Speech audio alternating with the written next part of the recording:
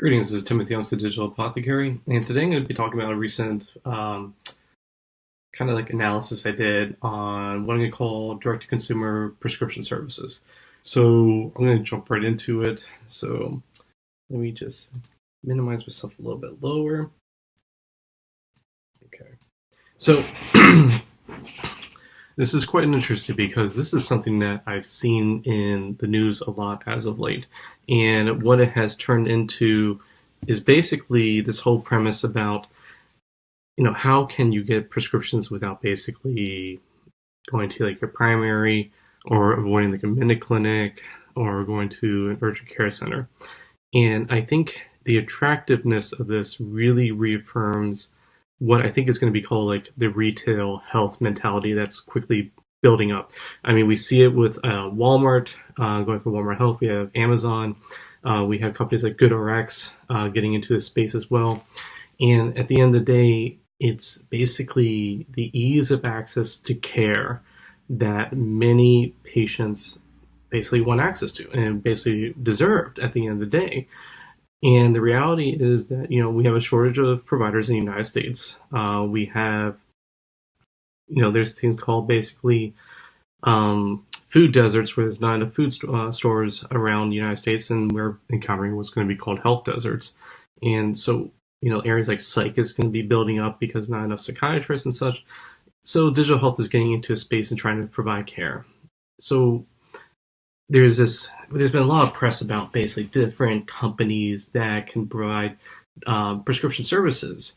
And the thing that gets me is people are calling these things virtual pharmacies or online pharmacies or digital pharmacies. And if you go and look at it, though, they're really not. Some of them are basically outsourcing it to a service like TruePill to basically fill the medications. You have Hims, which is just announced they're actually doing brick and mortar to pump out their prescriptions from there. Some are tied with compounding pharmacies. Other ones, I don't even know where. And others are also just having the prescription sent to a pharmacy of choice for the patient to fill. That's been kind of problematic because if you see the recent news about the Pill Club and CVS and that whole debacle, which kind of makes sense because you can imagine Walgreens and CVS both have teamed up with other online companies, whether it's MD Live or Teladoc, to provide such online services. So, it is a competition that's existing in that space. And if we're all looking at this retail health mentality, someone's got to basically win out at the end of the day. So I would still say this stuff is in its infancy, and I think that's one thing to be made clear is what are they really going for. So let's start with this. First off, let's look at these companies here. So what do we got? We got like birth control, which when I'm looking at these, there's a bunch of companies. So you got Lemonade and GoodRx, which you're going to see pop up a lot. Then you have NURX, I used to call them NURX, Hers, The Pill Club, Alpha, Pandia Health, 28, which I like that name just because of the number of tablets in birth control, Simple Health and Maven. I didn't put down Planned Parenthood, and I think there could have been some others I put down, and I didn't really make a list of the medications that are covered. I mean, it's oral, there's the NuvaRing, there's a patch, some actually supply Plan B, not all of them do. But they're really focused on getting birth control to the patients or consumer out there. And I think these guys are really they lay a lot of the groundwork for this mentality because there's a whole issue about birth control in the United States and access to it. So trying to find an online service that you can approach to get such products and just have it mailed to your house kind of makes sense. Now, what I would say is what's rather fascinating is they all have different marketing styles about how they're doing it. And I don't know, really looking at them right now, if there's a winner per se. I guess it comes down to, what states they get covered, the providers and things like that, and how well they engage with their customers. And that might be what really gets at the end of the day. I'm going to bounce over here to sexual health because I think this one's another big one that's seen a lot of attention. Roe and Hims, really big competition there. There's been some interesting articles about the founders kind of like almost arguing with each other. It seems like that. And then Lemonade and GoodRx, Hers, and Rory. So Hims and Hers are basically same company. So Hims for targeted towards men and Hers targeted towards women. And then Row is basically the company, but it's Roman for men's, and then Rory for women, and then they have another one I think is Stop or such, and I'm going to talk about those a little later on for smoking cessation. And then when I look at sexual health here, what's quite fascinating is Roe has got into erectile dysfunction, premature ejaculation. I mean, they supply an SSRI and also topical benzocaine. I saw on their website they mentioned they might be getting into enlarged prostate or benign prostatic hypertrophy, and which I would imagine is going to include alpha blockers and 5-alpha reductase inhibitors. That's going to be interesting just because of monitoring parameters and such that go into it. I mean, alpha blockers are known for causing issues like orthostatic hypotension and hypotension overall, so monitoring that's going to be kind of key. You're going to have to know whether antihypertensives are on or if there's a big risk. Along with that is going to be basically the 5-alpha reductase inhibitors, when's the proper time to do that and such. But I think they might be able to swing it depending on how they go about the process. Hims does ED and premature ejaculation. They also do sertraline, but they also their topical is lidocaine. I mean, if you look at these products, it's kind of off-label, but it's like you could find in the literature, like benzocaine, you could basically. In the past, I remember doing this assignment way long ago when I was in pharmacy school. I looked up and as one of my professors gave it to me, I thought it was quite interesting. You could do like topical for like teething for kids and use that on the glands of the penis, and that would basically help numb it so you could prevent premature ejaculation. So they're doing like a topical pad to do here. So I thought it was interesting. That's one thing that they went down. Lemonade does erectile dysfunction, premature ejaculation, but they don't say what drugs. And what I found is Lemonade and GoodRx don't really say what drugs they're giving out in terms of prescribing, just what conditions. So GoodRx is just erectile dysfunction. Hers, they call it a sex drive, but the reality is I always get this one really messed up, Philbanserin. So that one's supposed to increase basically sexual desire in women. They're the only company I saw doing that, and I thought it was quite interesting. That drug has I wouldn't say it has. I mean, it was being championed to be like the pink pill, like the blue pill for men for Viagra, but it doesn't seem to have really taken off in the market. But they're the only company I saw actually going for that. Then use affection of miconazole 3-day, I think it was, which is, I mean, you have OTC supplies there, so I thought it was interesting, and they went for it. And then Rory had also sexual health with vaginal estradiol cream, and then basically other like moisturizers and such for vaginal dryness and associated issues.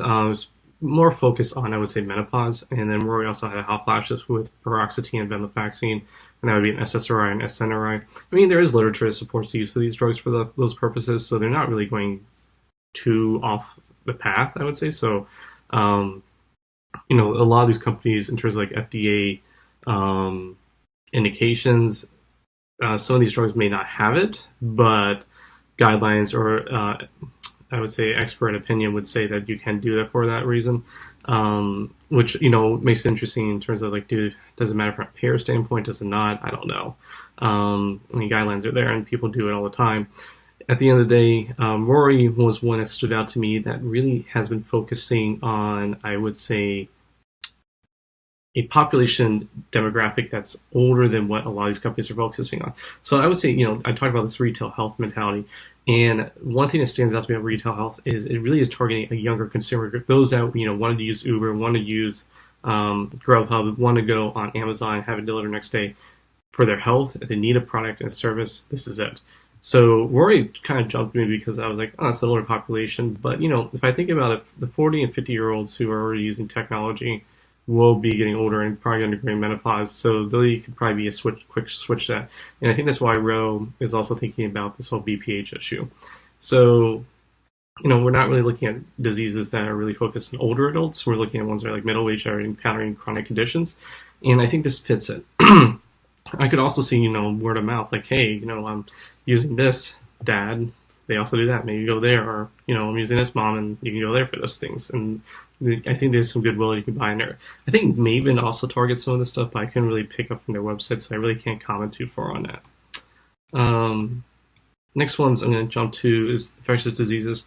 NURX is interesting because they're the only ones I saw is doing PrEP, which is for HIV, and they had Truvada on there, and I thought that was really cool. They had it listed. It's an expensive medication. So that's one thing that threw me out. Compared to like a lot of the drug costs here, that was one of the more expensive ones I would say came across. But I think it's a good purpose. In NURX, I think having that was quite interesting. Um, I wonder if others will get on board with that though. Lemonade and GoodRx both do UTIs and cold sores. Also, I think I mentioned, I think was it Roe? I want to say Roe also. Yeah, I had it here. Sorry. Also, does cold sores and genital herpes, which is basically valacyclovir or Valtrex. So, but then Lemonade had more like UTI, sinus infections, and flu. They also do testing. I didn't mention testing in here. Say who does what, like cholesterol and such. Um, why is infectious disease not as big as the other two I had mentioned earlier? I would say it's because if you want to think from a business standpoint, I would argue that you're really looking for conditions that you have repeat visits, especially if you're making money off of like a membership or some kind of consultant fees that has to recur. Clinical practices you have to come back every 6 months or be reevaluated every year. You can charge a consultant fee there, and they're going to come back to your service. Or maybe that's a moneymaker. I've heard people say in the past, some like stores that are like big discount stores that have membership fees that they make money off of that because they sell their product so cheap and they just make off membership fees. So maybe it's a business practice here, as long as the whole retail health mentality. But I would say infectious disease doesn't make money very much, just because there's a lot more monitoring that might have to go in there, and the reality is, illnesses like this come and go. They're not consistent. You don't want them to be. And for that reason, PrEP, is going to be chronic care. Cold sores and genital herpes is going to be chronic care. So those kind of make sense for any company to have, but getting into like the UTI and such, UTI I think kind of goes in there. So I think that's an easy one to go for. There's been some evidence that you can just do call-ins for that. You don't even get urine tests for it based on women's symptoms, and that's where it comes down to symptomology. A lot of these diseases are being targeted. You're going to see are basically things that you can easily assess, and I'm going to call them low-stake diseases or low-stake conditions because I look at them as basically they don't need a lot of monitoring or diagnostic testing to figure it out. A lot of it you can figure out basically from a patient's subjective awareness and verbalization, or maybe some like teleconsults with that, like maybe seeing something to basically make a purpose and say they have this condition, this is a treatment. If it works, then it works. If it doesn't, it doesn't. You're not having erections, take sildenafil. You have erections, then there you fix the problem. If it doesn't work, then you can refer back to their actual provider. So these low-stake conditions are probably the easiest for direct-to-consumer companies because at the end of the day, these direct-to-consumer prescription companies don't, I think, want to be the actual provider for patients. I don't think it fits with the retail mentality. You want them to come in, have a problem, get a solution, come back and reshop over and over again, but that's it. You recognize the problem, you offer a solution, and they're getting it, and that's it. Person goes to the store and buys toilet paper, and that's where they get it from. Person has an illness, they come here, they get it, and that's fine. So you stick with something a condition that doesn't get augmented by other comorbidities, and again, that's why I think they target a lot of younger patients. So there's not a lot of disease-drug interactions, and odds are they're not on a lot of medications, and you can screen that out through talking to a patient or having good objective data collection, maybe through a survey or onboarding a patient. And you can quickly, find out this is a person we're comfortable with treating, and this is one that we're absolutely not because they have these comorbidities or other things that make them high risk that we can't monitor.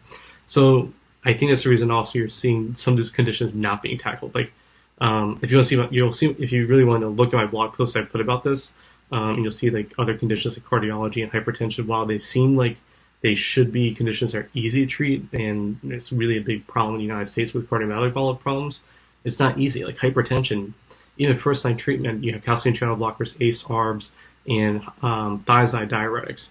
Well, ACE, ARBs, and thiazide diuretics basically need a basic metabolic panel to monitor potassium, electrolytes, and renal function.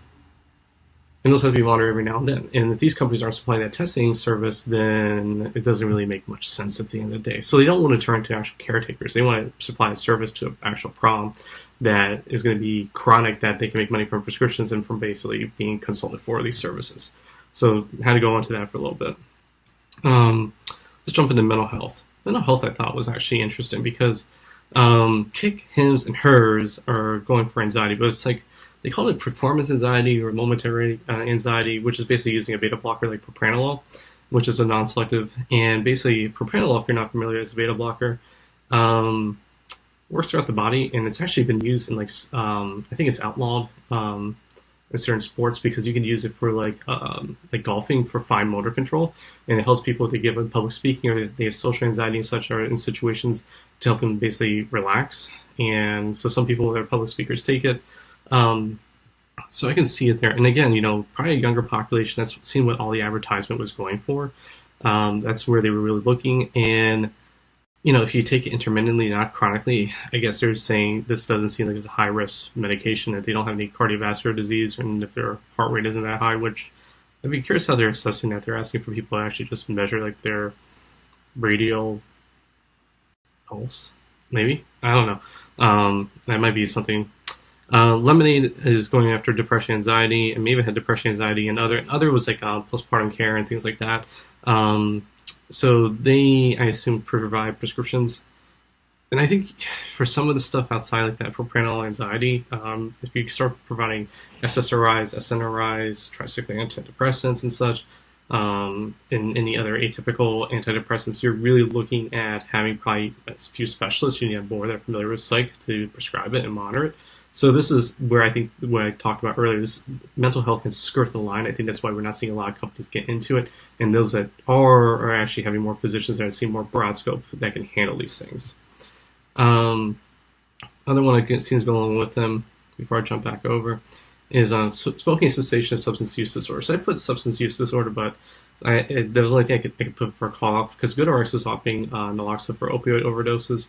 And then also smoking cessation, lemonade and smoking cessation, they listed bupropion and varenicline, which is basically Chantix. And then Roe and Rory, again, same company. Overall, smoking cessation had bupropion and nicotine gum they were offering. No patches. So lemonade was the only one I saw actually providing Chantix, which I thought was interesting. Then you have migraines. I didn't see anyone else going into this, and this one company really surprised me that they went down this path, and I really applaud them, and I wonder what the takeoff will be, because it's for migraines and it's Cove. So they broke into two categories: acute, which is naproxen, which again is OTC medication; sumatriptan, though, is not; rizatriptan, and then as adjunctive was ondansetron for basically nausea. So if you ever had really bad migraines, you can imagine where that might be useful. Preventative was propranolol, metoprolol, amitriptyline, and topiramate. These medications do help out as basically to lower the incidence of migraine, especially if repeat. Though, they skirt a line where it's a lot of monitoring that goes into place. And that was something I couldn't figure out from the website. I would love to learn more. But I think that's really staying out to me, because these guys are showing moving into that whole area. And I think if they can show this really works, it might be, I think you'll see other companies kind of go in that space. So Cove, obviously, is kind of like the, Roe gets a huge, and Hims get for a lot of ED's attention, and especially Roe, I think, because they're one of the first. But Cove, I think, is going to really, they're one company I applaud, because I think they really are showing if this works, this is really cool. The other one's Dermatology. There's a bunch of companies here: Alpha, Curology, GoodRx, Hers, Dear Brightly, and Apostrophe. I was surprised I didn't see any oh, you know what, I did forget this one. I think Lemonade does acne, so I might be missing that here. I apologize. But Alpha had acne, and then skin health, anti-aging, and elasma for Hers, and then rosacea for Apostrophe. And if you really get into, let's say, the nitty-gritty of all these, they're the same products. You can see it's basically tretinoin, doxycycline, epiduo, benzocaine, zinc, pyrethrin, niacinamide acid, I think it was, metronidazole. One that got me odd was spironolactone for Apostrophe. I hadn't seen that. That's a weird drug just because of the monitoring for that. As you can imagine, hyperkalemia is always a big issue, and it's an antihypertensive in place of the kidney. So this one was actually a little odder to me. But a lot of these are standard products to use, and what I actually had to exclude a lot of companies here, because what I actually started finding out was a lot of these were compounding products, or saying they were making your own version for you. I came across one, I think it was a genetic testing company that said they would do genomic testing and would figure out what's best suited for you. But I couldn't tell for some of these companies if they were making it in-house, if they had compounding, so I just kind of like didn't include them here. I just included ones that really came out and said what they were doing, so that's why I like generated this list. Um, but at the end of the day, I would say, the topical products are topical products. Probably the one thing that would probably stand out from all of them, and this I'm really not a big expert on, is if you're making stuff that's inherent for you compounding, you have the active ingredient, but then you have all the extra ingredients, PEG and such, and other compounding stuff too, basically glycerin for whatever you do to make this so sticks to your face. Is it a cream? Is it whatever, a foam? And that's, I think, maybe where they stand out in terms of how well people tolerate them. But dermatology, acne is always a big issue. Again, younger population. And then you also saw older ones, older adult issues like rosacea, I think was one that actually was quite interesting. And skin health, anti-aging or aging lines was a term I kept seeing. So that probably makes sense. A lot of women would probably be very interested in that. But very women heavy. I was surprised, no people going after men's health here for that. So I don't know. Then hair loss and eyelash growth. This was interesting. So hair loss row had for minoxidil and finasteride. And finasteride, I think, is the reason why, they can do that, 5-alpha reductase inhibitors, and that might be leading on to BPH. But Hims also hair loss, same thing, Keeps hair loss. And Keeps is just really focused on hair loss. They even had ketoconazole for, I think, itchy scalp or for dandruff. I didn't put that down here. Lemonade had hair loss, they had finasteride. Then you had GoodRx, hair loss, eyelash growth.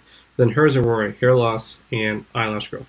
So eyelash growth is basically Latisse, which is a break off of a glaucoma drug, if I can recall. Hair loss is hair loss. There's going to be a market for that at the end of the day. The other one that got me was the fact that Lemonade and GoodRx also were targeting some metabolic and chronic conditions, say vitamin D deficiency and acid reflux, hypothyroidism, cholesterol, and statin treatment for GoodRx. This goes back to what I mentioned about before in infectious diseases. I don't think it's a big, it's these start scaling into moderate tier diseases with more monitoring that's needed. So they're supplying testing services at home that can be done, which is growing up. Then you get into it, and I think these two companies are versus all the other ones. They weren't really offering those, so it might be worthwhile. I would say that what will be the game shaper for DTC prescribing services is going to be the vitals in the lab testing. And if you see my posts about startups, and you can watch my other video about that, there are ones that are getting into. I think digital health may be an area that can make this DTC prescription services really go from here to here. And what I mean by that is if you want to do a feedback mechanism to collect vital data from home, what if you have an Apple Watch that can detect blood pressure, arrhythmias, and blood glucose and some of this other stuff. Well, now you can open up a whole bunch of different therapeutic categories that you can in the past. Along with that is if you can do home testing for certain things like metabolic panels and such, it might be worth getting into that business. It's just, again, do you want the providers or prescribers you're having on here responsible for that data collection and monitoring for an outcome? In which case, is that a consultant fee and just a set fee that you supply? Or now you're looking to have payers involved. And, there's already people playing this battleground. You got Amada, you got Livongo and such. They're already going there. And Verta. So that, I don't know if or maybe they just work together. I don't know. But, there's a certain point, I think DTC right now does not want to be necessarily your provider. They want to be a prescriber for you for conditions. Are there other areas that can open up? I think so. You can see my posts. I mentioned some of them. I'm surprised no one is targeting IBS. That one I think could be something that would, if you look at a younger crowd, could basically be something could be targeting in the near future. The other ones is sleep. I'm curious if everyone's going to get to that. Vaccinations, possibly, depending on how you set up the program. Aging, and what I mean by that is age longevity. When I put this together, I saw that Chrissy Farr, I think of CNBC, actually put out an article. Actually, I posted this around the time I was working on this. I think someone actually just put together a company to apply metformin, which I've heard talked about. It was a long time coming, but not really that big surprise. So I'll probably add them onto this list at some point. But in any event, this is where I'm currently at looking at this space. Read my article if you want to see more of my thoughts and analysis there, but this is just me verbally talking through what I did here and what I've seen. So welcome your thoughts. Feel free to comment below. And this is Timothy, the Digital Apothecary, and have a good day.